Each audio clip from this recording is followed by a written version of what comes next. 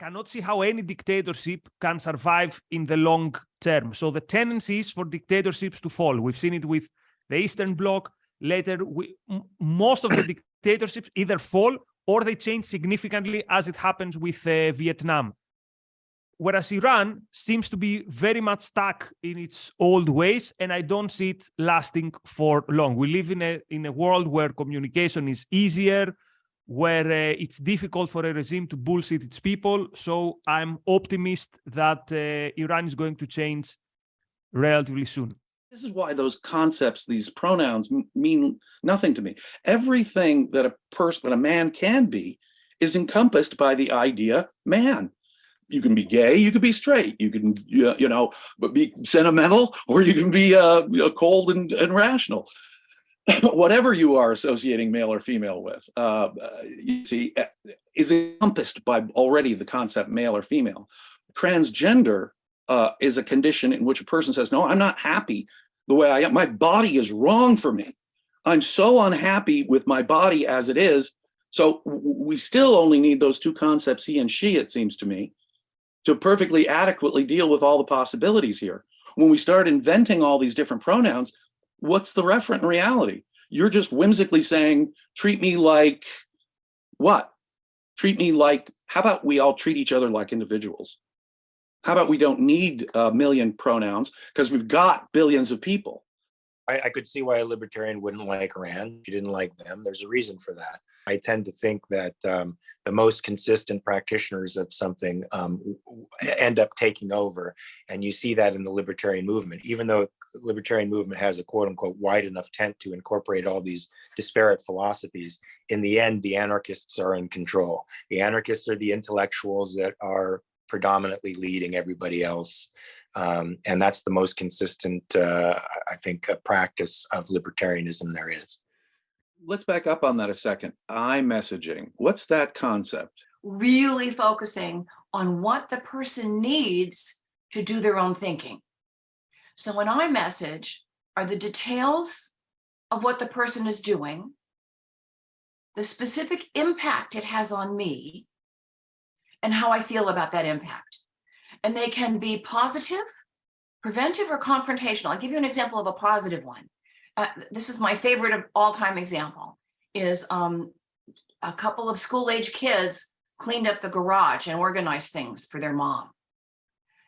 And she comes home, she goes, oh, wow, you guys cleaned up and organized the garage. I can find things. And it was so easy to drive the car in. Thank you. She didn't say, great job, guys, or you're the best cleaners ever. She told them specifically what they did and the impact it had on her. And how do you imagine the children feel when they hear what they have done and how wonderful it is for their mom? I mean, if their heads can get through the door, it'll be something, right? And nobody told them how good they were. They will conclude that themselves. So that's and so instead of praise, she described, she gave data, she gave facts. And for a child who's struggling with their self-esteem, when you tell them what a good kid they are, they're going, not really, right? Whereas if you tell them that you can find things and you can drive easily into the car, they can't argue with that.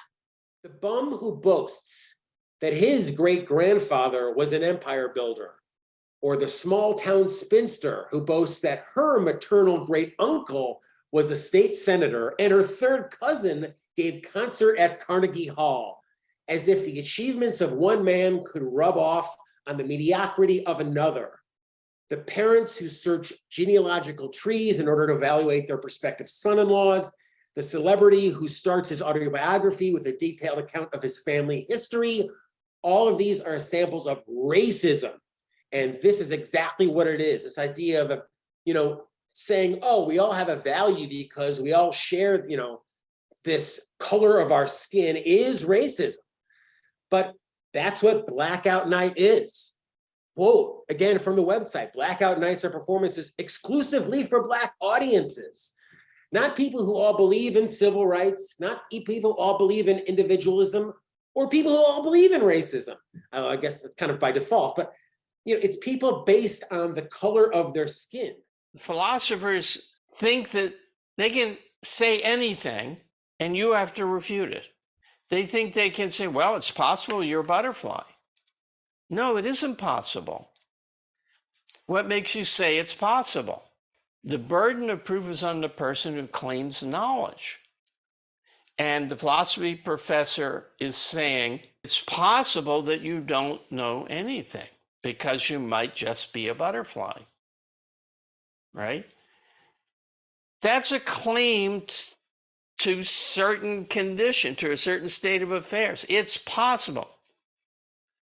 But possible is not an epistemological free lunch. To say something is possible, you must have evidence, not much evidence, but if a thing does not have any evidence, it is not possible. Doesn't mean it's impossible. It means that it's empty of cognitive content. It's as though nothing were said.